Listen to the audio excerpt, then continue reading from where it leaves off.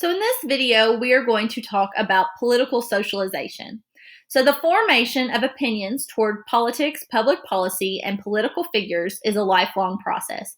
So how you feel about politics, public policy, our leadership is going to change throughout your lifetime. It might not always be the same. Political socialization is going to be defined as the experiences and factors that shape an individual's political values, attitudes, and behaviors. So, an individual's sense of political identity, party affiliation, and our values related to government are going to be shaped by a broader culture. So, that is your political socialization.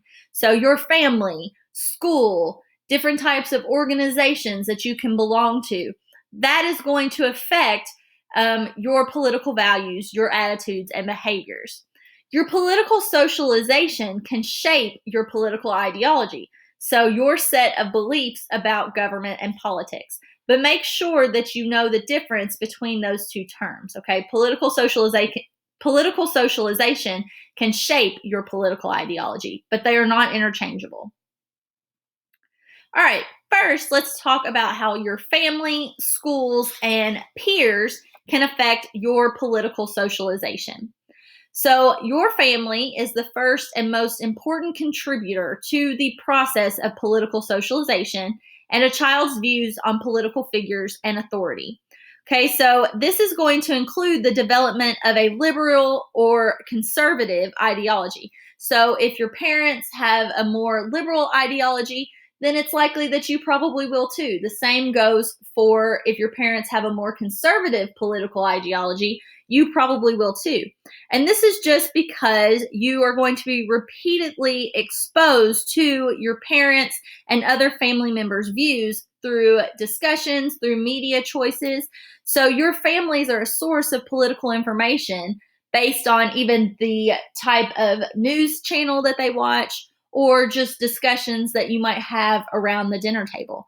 Okay, so party identification is going to be strongly correlated with a family's political beliefs. So it makes sense. You're going to be exposed to your family at a very young age, your parents' beliefs, maybe your grandparents' beliefs, and that can have an effect on how you are socialized and your attitudes and values regarding politics and the government's role.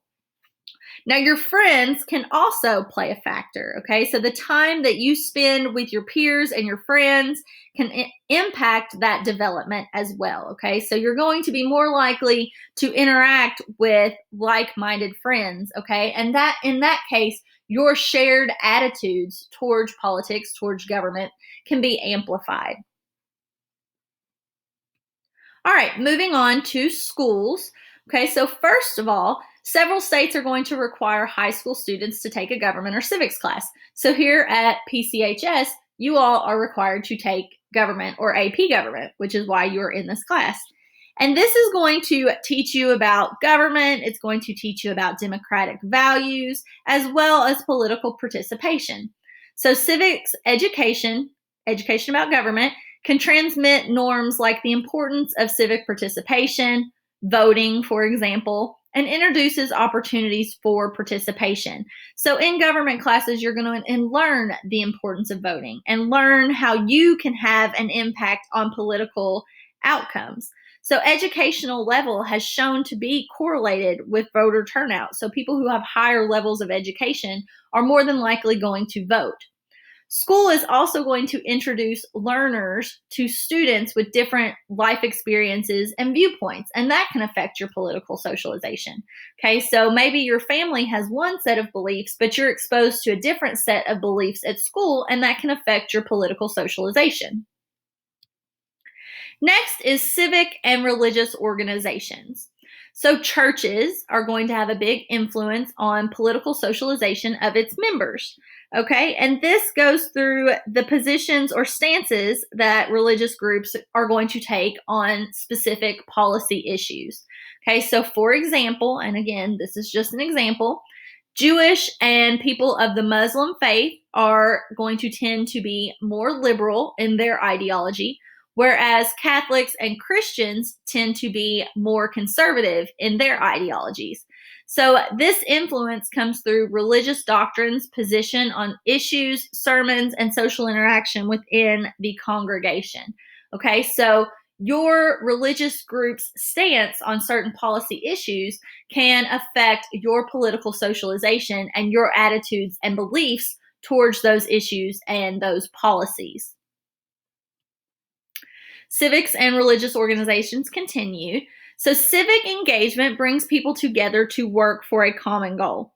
So, membership in organizations, and this is not just churches, but other civic organizations, is often going to be on shared values and goals. So, we're talking about interest groups, labor unions, professional organizations, and interaction within these groups can influence a member's political party affiliation and views on policy issues. Okay, so through civic engagement, people can be exposed to different viewpoints, okay, which can affect their political socialization, but they can also be exposed to similar viewpoints and again amplify those viewpoints, affecting political socialization. And again, that is your set of beliefs and values, attitudes towards government, towards politics. All right, so let's move on and talk a little bit about generational and life cycle effects, because again, the different stage that you are in your life can affect your political socialization. So political opinions individuals hold tend to change over time. Okay, so for example, college students, okay, those that have just came out of college might be a little bit more concerned with education, concerned with student debt, whereas people who are older, who have obtained more wealth, might be more concerned with taxation. Okay, those are the issues that they could be more concerned with based on where they are at in life. So your political opinions can change over time. However, events that occur over a lifetime can shape opinions on a national level. Okay, so for example, an event like 9/11 can affect everyone. Okay, it affected everyone regardless of age. Okay, and that was on both an individual and national level. So, generational effect is the impact of historical events experienced by a generation on their political views. So, for example, people who grew up during the Great Depression tend to be more frugal. Okay, they tend to have more financial responsibility, and that is because they grew up during that time, that Great Depression. Okay, so for example, my great grandmother, she used to save her wrapping paper at Christmas. She was very frugal. And that is because she grew up during that time. And they also developed that lasting loyalty to the Democratic Party. Okay, and that is because that historical event shaped their political views so much. And it was FDR, who was a Democrat, who had that New Deal and helped bring the country out of that Great Depression. Okay, so that has affected that generation's political views. Life cycle effect is the idea that a person's age or stage in life can impact his or her political views. Okay, so again, that goes back to college graduates versus retirees.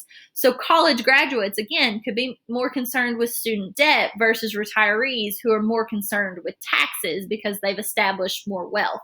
Okay, so that can impact a person's views on policy, on issues, on what the government should be doing, so on and so forth. And last is globalization. So globalization refers to the increasing interconnectedness of people, businesses, and countries throughout the world. So the world has become increasingly interconnected economically, socially, and politically. So because of that, American political values have impacted other nations. Okay, so we've influenced other countries, but we've also been impacted by other countries. So, for example, we had that Affordable Care Act passed in 2020, which expanded health care for Americans. And that reflects the influence of other countries that guarantee health care for all of their citizens or most of their citizens. Okay, so we influence other countries, but other countries have also influenced us. And globalization has increased more in the 21st century, and that's due to networks of communication. So things like social media that are going to bridge cultures and nations throughout the world, as well as education, travel, and business. And that is where we're going to stop with this lesson.